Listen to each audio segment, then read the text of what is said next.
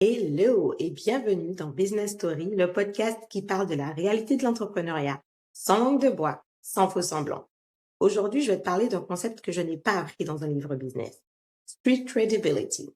Un concept qui vient des gangs, mais qui explique parfaitement pourquoi certains entrepreneurs explosent et pourquoi d'autres stagnent malgré leurs compétences.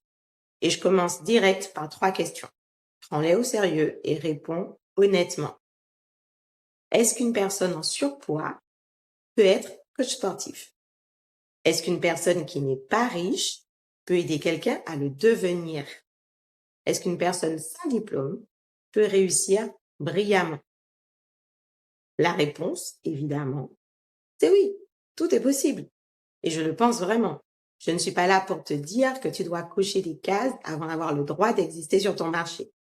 Ce serait exactement le contraire de ce que je défends depuis le début de ce podcast.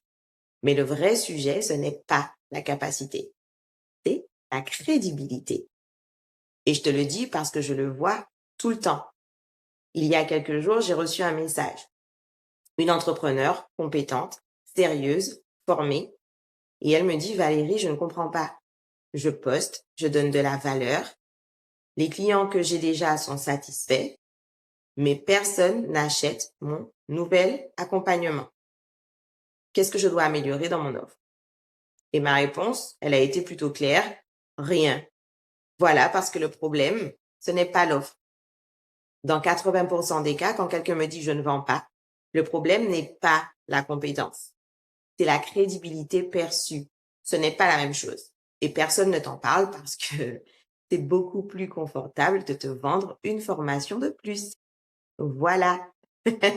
Alors, dans cet épisode, on va explorer 4 choses.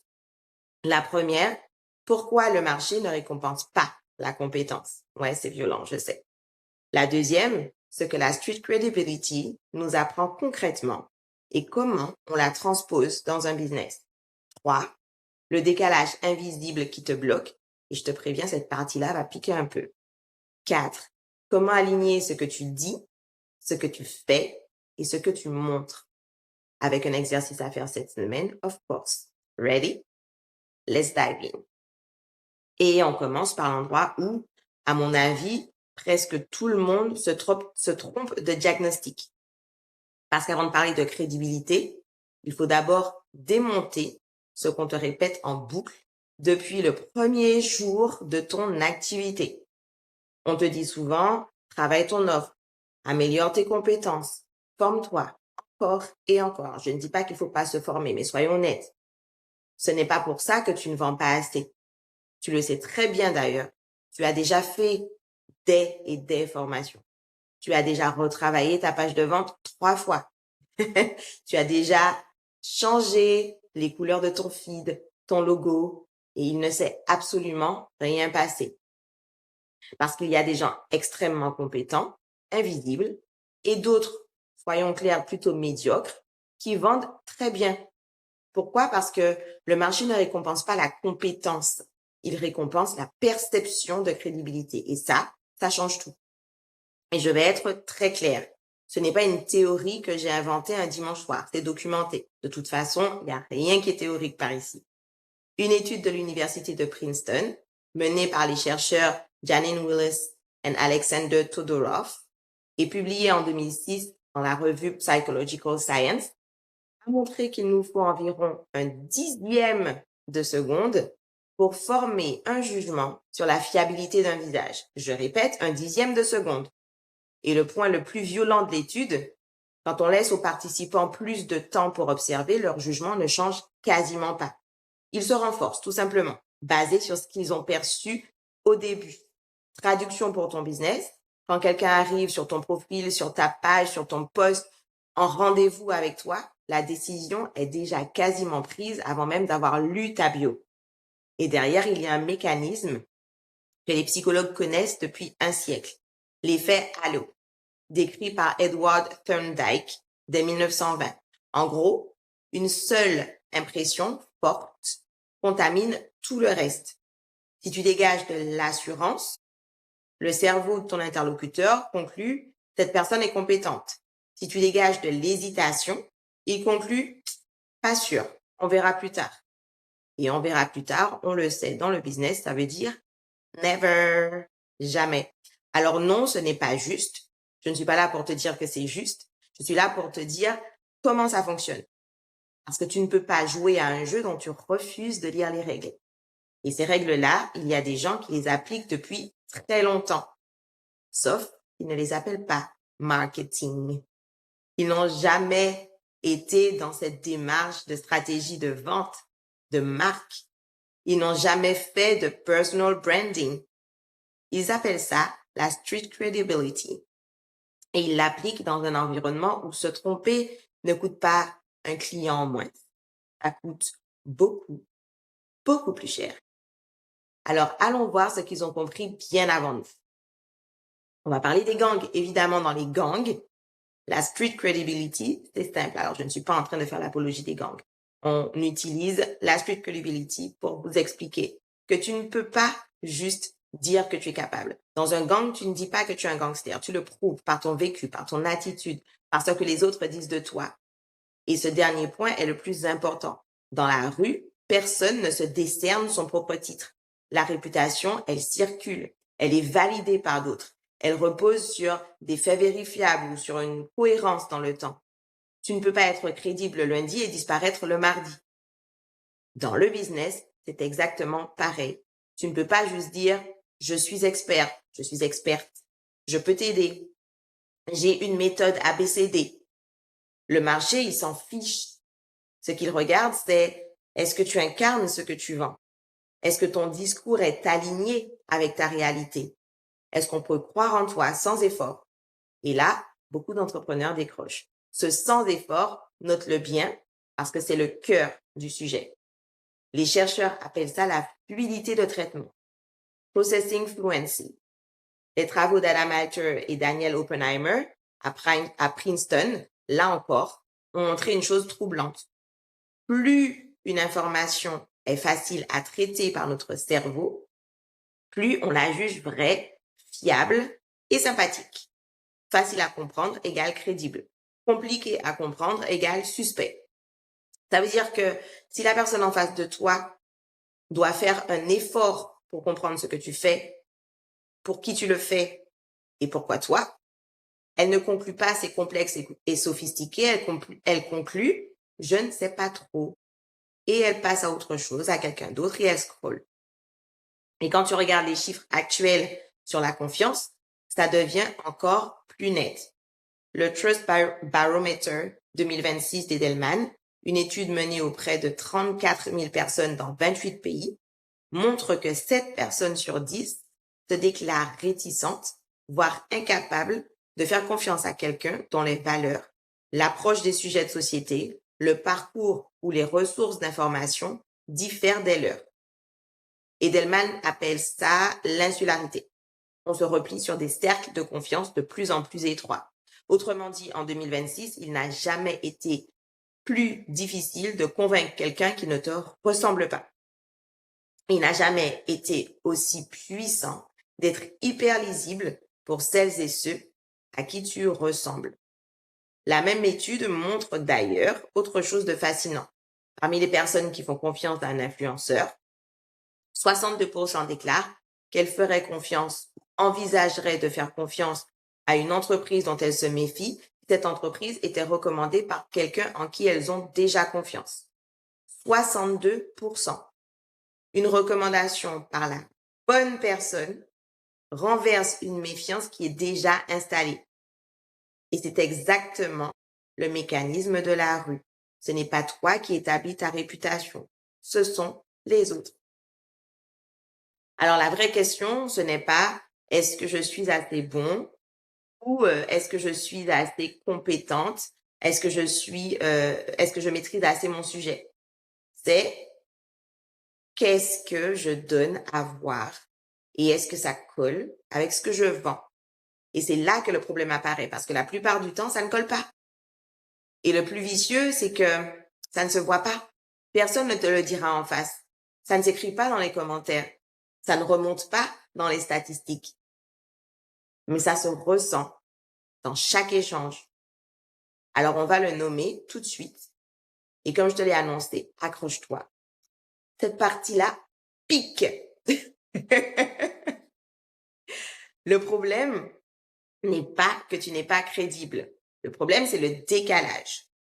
Tu veux vendre du premium, mais tu communiques comme quelqu'un qui cherche des clients, qui est aux abois, qui est désespéré. Tu veux te lancer dans le coaching sportif, mais tu n'as pas de transformation à montrer. Tu veux incarner une posture d'expert, mais tu doutes à chaque prise de parole. Et ce décalage, il se ressent immédiatement. Et je reviens 2 secondes sur le coaching sportif. Franchement, moi, c'est mon exemple préféré. C'est vraiment un domaine d'activité que je trouve hyper parlant et en particulier sur ce sujet. Et parce que c'est exactement la question que je t'ai posée au début de cet épisode aussi. Regarde ce marché. Honnêtement, aujourd'hui, tu as énormément de coachs qui cartonnent et qui n'ont jamais été formés. 0 diplôme, 0 certification. Ils ont juste vécu leur propre transformation, ils l'ont documenté et ils ont signé leur premier client avec ça. En gros, regarde à quoi je ressemblais avant, regarde à quoi je ressemble maintenant, je peux t'aider. Et c'était ça leur CV. Et à côté, tu as des personnes réellement formées qui connaissent la physiologie, la nutrition, la prévention des blessures, sauf que certaines vivent avec un dérèglement hormonal, prennent un traitement médical qui ne leur permet pas d'avoir ce corps fit que le marché vend. Et elles galèrent à signer leur premier client. Est-ce que c'est juste? Absolument pas. Est-ce que ça veut dire qu'elles ne peuvent pas réussir? Non. Et je le maintiens depuis le début de cet épisode. Mais ça veut dire une chose très concrète. La crédibilité ne pourra pas passer par leur corps. Alors, il faut qu'elle passe par ailleurs, par les transformations de leurs clients, par une expertise ultra pointue sur un sujet précis, ou même, et j'ai envie de te dire que c'est souvent le plus puissant, par le fait d'assumer publiquement ce dérèglement hormonal ou cette difficulté et de devenir la référence pour toutes les femmes, les personnes qui vivent la même chose. Retiens bien ça, parce qu'on y revient à la fin de l'épisode. Quand une preuve te manque, tu n'abandonnes pas. Tu en construis une autre. Le décalage, ce n'est jamais je ne suis pas assez.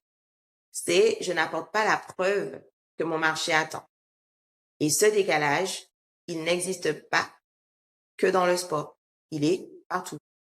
Je vais te le rendre encore plus concret parce que je sais que là, certaines se disent non, mais moi, ça va. Le décalage, c'est vendre un accompagnement à 3 000 € et répondre en message privé. Alors en fait, c'est un peu compliqué à expliquer là comme ça. On peut en parler si tu veux. Enfin, si ça t'intéresse, je ne vais pas te forcer. C'est promettre de la clarté à tes clientes et avoir une bio Instagram, à tes clients, à tes clientes, et avoir une bio Instagram où on ne comprend ni ce que tu fais, ni pour qui. C'est parler de posture d'expert et t'excuser 3 fois avant d'annoncer ton tarif. C'est vendre de l'organisation et répondre aux mails à 1h du matin en t'en vantant. Tu peux avoir les bonnes compétences, mais si ta posture ne suit pas, le marché ne te croit pas. Et attention, je ne parle pas d'un jugement moral. Personne ne se dit consciemment, bon ben, cette personne-là, elle est pas cohérente. Je continue, je passe mon chemin. Le cerveau fait ça tout seul en fait, en arrière-plan. Il détecte une dissonance, il ressent un micro-inconfort et il traduit ça par une phrase très banale. Je le sens pas, non, il fait pas, mais t'as compris, je le sens pas. Combien de je le sens pas se cache derrière tes posts qui ne convertissent pas? Je ne parle pas de like, je parle de conversion. Voilà la vraie question. Et je vais te dire quelque chose que je n'aime pas beaucoup admettre. J'ai fait exactement ça. Pendant une période, j'ai parlé d'équilibre, de rythme soutenable à mes clients alors que j'étais en train de me diriger tout droit vers mon burn-out. Numéro 2, pour être précise. Je n'avais pas menti. Je croyais à chaque mot que je disais, mais je ne l'incarnais pas. Et ça se sentait, même si personne ne l'avait jamais formulé à voix haute. La crédibilité, ce n'est pas une question de sincérité. Tu peux être totalement sincère et complètement illisible. Je répète, tu peux être totalement sincère et complètement illisible. Ce qui m'amène à la partie qui énerve tout le monde. Et honnêtement, elle m'a énervé moi aussi pendant longtemps. Parce que si être sincère ne suffit pas. Alors, comment tu expliques que des gens qui n'ont ni ton sérieux, ni ton niveau, ni ta rigueur remplissent leurs offres pendant que toi, tu rames? C'est la question qu'on m'envoie le plus souvent en DM et elle mérite une vraie réponse, elle mérite qu'on approfondisse. Parce qu'à l'inverse, pourquoi certains vendent énormément sans être réellement compétents? Ça, c'est la vraie question. On les connaît tous, on les connaît toutes. J'en parle souvent en coaching avec mes clients. On les voit passer et à chaque fois la même phrase. Mais comment il fait, comment elle fait, alors qu'il ou elle ne connaît rien au sujet? La réponse, elle est simple et frustrante à la fois. Parce qu'il ou elle maîtrise la perception. Le message qui est envoyé a des signaux forts de l'assurance, de la clarté, un positionnement tranché, une cohérence apparente. Et il y a une explication scientifique à ça aussi, of course. En 1999, les psychologues David Dunning et Justin Kruger de l'université Cornell ont publié des travaux devenus célèbres. Donc, en gros, les personnes les moins compétentes dans un domaine ont tendance à surestimer largement leur niveau parce qu'il leur manque justement les connaissances nécessaires pour mesurer ce qu'elles ne savent pas. Et le miroir de ce phénomène est encore plus cruel pour toi. Les personnes les plus compétentes, elles, ont tendance à sous-estimer leur niveau. Parce que plus tu connais un sujet, plus tu vois l'immensité de ce que tu ne maîtrises pas encore. Là, celui qui en sait le moins parle avec plus d'assurance. Et celui qui en sait le plus met 15 nuances dans chaque phrase. Et devine qui vend? Est-ce que c'est durable? Pas toujours. Mais à court terme, ça suffit. Parce que la crédibilité perçue précède toujours la crédibilité réelle. Et là, je veux être hyper claire sur une chose. Je ne veux pas que tu partes de cet épisode avec la mauvaise conclusion. C'est hyper important. Je ne suis pas en train de te dire, deviens arrogant, deviens arrogante, fais plus de bruit, vends du vent, utilise des techniques marketing de ces gens. Je ne suis pas en train de te le dire. Je suis en train de te dire, arrête de croire que ta modestie est une vertu professionnelle. Elle ne l'est pas. Sur ton marché, elle ne se lit pas comme de l'humilité, elle se lit comme un doute. Et le doute, ça ne t'achète pas. Tes nuances, ça dépend, je ne suis pas le meilleur, je ne suis pas la meilleure, mets 3 points de suspension. Tu crois que ça te rend honnête? En réalité, ça oblige la personne en face à faire le travail de décider si tu es légitime. Et elle ne le fera pas. Elle ira chez quelqu'un qui a déjà répondu à la question à sa place. Spoiler alert, ce n'est pas de la triche, c'est de la responsabilité. Ta responsabilité, c'est de rendre ta crédibilité évidente, pas de la laisser en pièce jointe. Alors maintenant, la vraie question. Comment tu rends ta crédibilité évidente sans jouer un rôle et sans devenir quelqu'un d'autre? Parce que je ne vais pas te demander de gonfler ton personnage, de devenir quelqu'un que tu n'es pas. Je vais te demander exactement l'inverse. La solution, ce n'est pas de faker une image. Oui, faker, c'est un verbe. Ce n'est pas de créer de la cohérence. Tu n'as pas besoin d'être parfait, d'être parfaite. Mais tu dois être lisible. Si tu aides à structurer un business, ton business doit être structuré. Si tu aides à faire de l'argent, tu dois savoir piloter le tien. Si tu aides à performer, tu dois incarner une forme de discipline. On ne cherche pas la perfection, mais la réalité.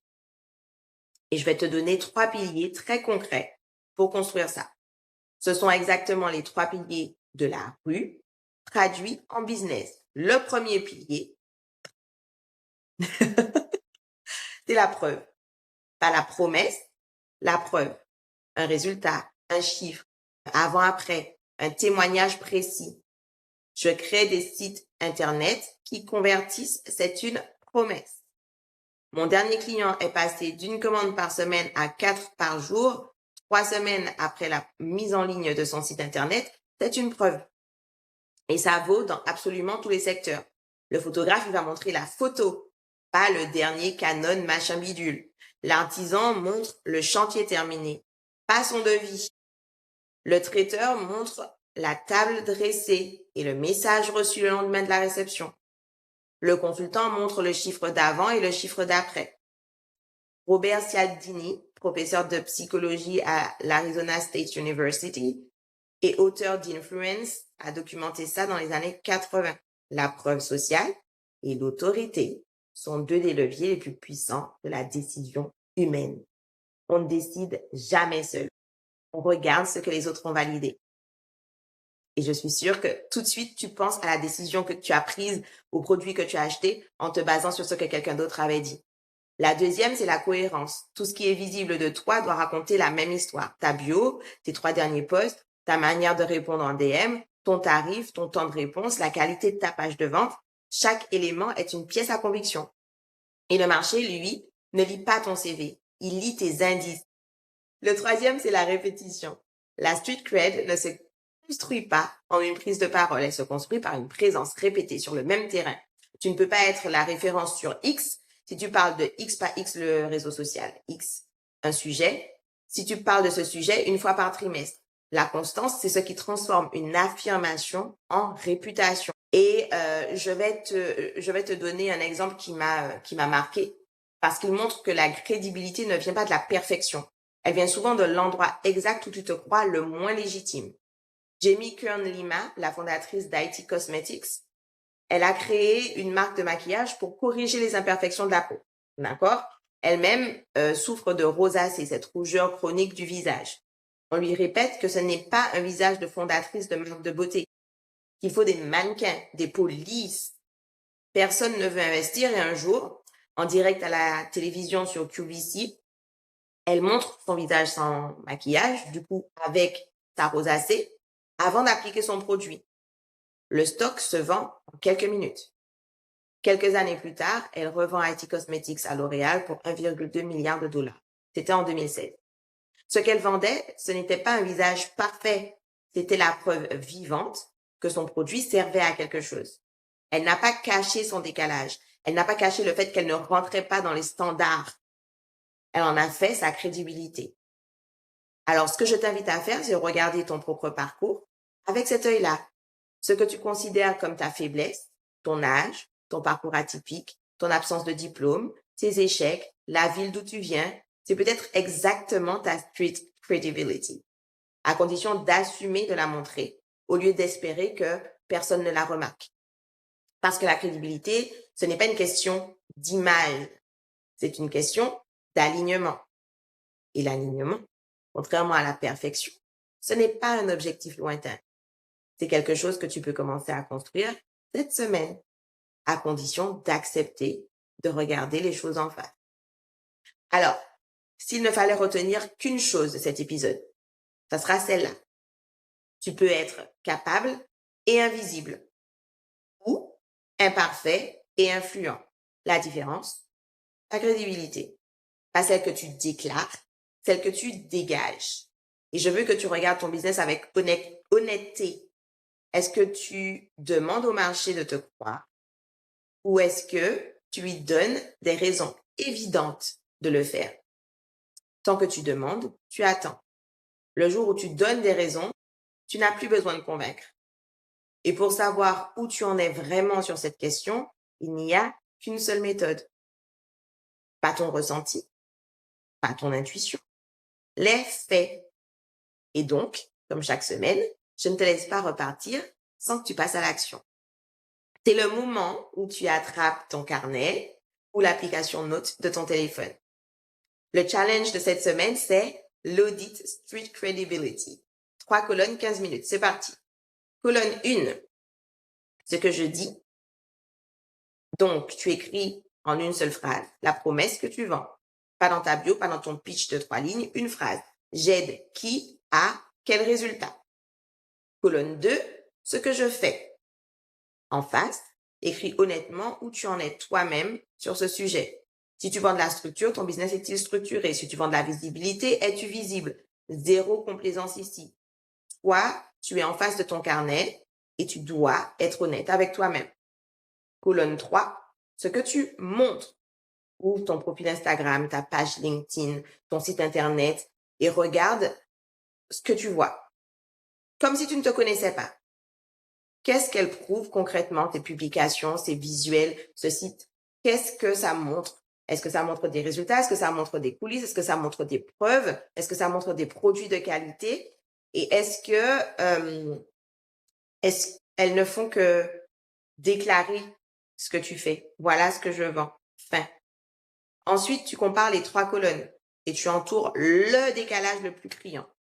Pas les 5, le plus criant. Et le bonus, celui qui fait vraiment mal, mais qui change tout. Envoie un message à 3 personnes de ton entourage professionnel, pas à ta meilleure amie, of course, et pose-leur cette question exacte. En une phrase, tu dirais que je fais quoi et pour qui? Leur réponse, c'est ta street credibility réelle, pas celle que tu crois avoir. Si les 3 réponses sont différentes, tu viens de trouver pourquoi tu ne vends pas.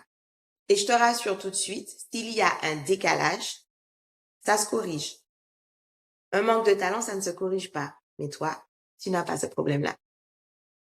Si cet épisode t'a parlé, fais-moi plaisir, partage-le à un ou une entrepreneur qui est ultra compétent, compétente et complètement invisible. Ou en tout cas, pas visible au point où il ou elle devrait l'être. Tu sais exactement de qui je parle, j'en suis sûre.